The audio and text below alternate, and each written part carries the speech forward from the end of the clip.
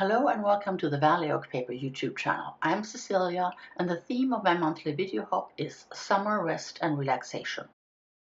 My idea today is to create a faux dip-dyed background and then better press over it with a nautical motif.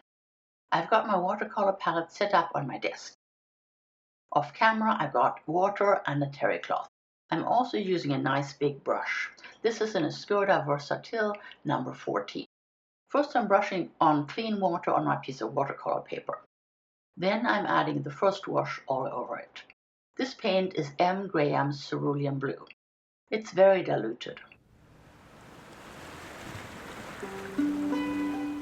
Then I dry it with my Wagner heat tool. When it's dry, I add a little more paint to my wash and start a little further down.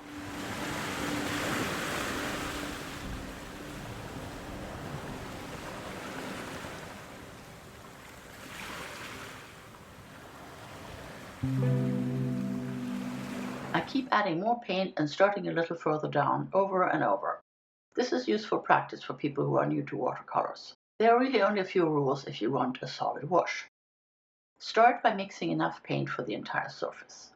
Then hold the paper at an angle and work downwards. Do not go back to fix mistakes. On the fourth wash, I'm adding a little Winsor & Newton covert turquoise to make the washes read more like the sea.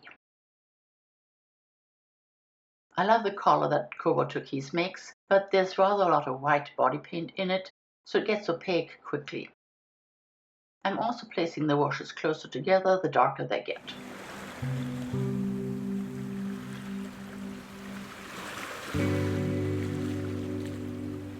The final wash ended up uneven. The watercolor paper has probably soaked up as much paint as it can by now. So after I've dried it, I go back with more paint to try and smooth it out a bit. Then I let it dry by itself. Now that the watercolor panel is dry, I'm going to better press it with this nautical pattern. It's the Better Press kit of the month for June 2025, and it's called Harbor Weave.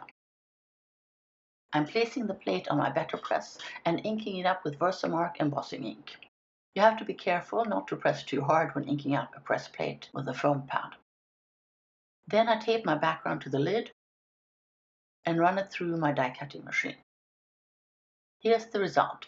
You can see the texture left by the press plate. I'm putting a piece of copy paper under the background. Then I pour speckled egg distress embossing glaze over it.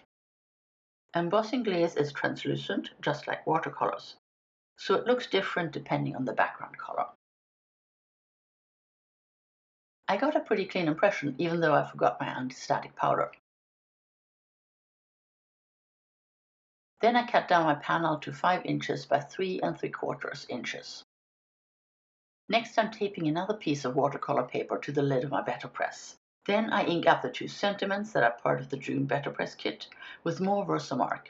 I run them through my Platinum 6. Then I heat emboss them with more speckled egg distress embossing glaze. I cut out the Warm Hello sentiment with a coordinating die, plus 2 more from Accent Opaque.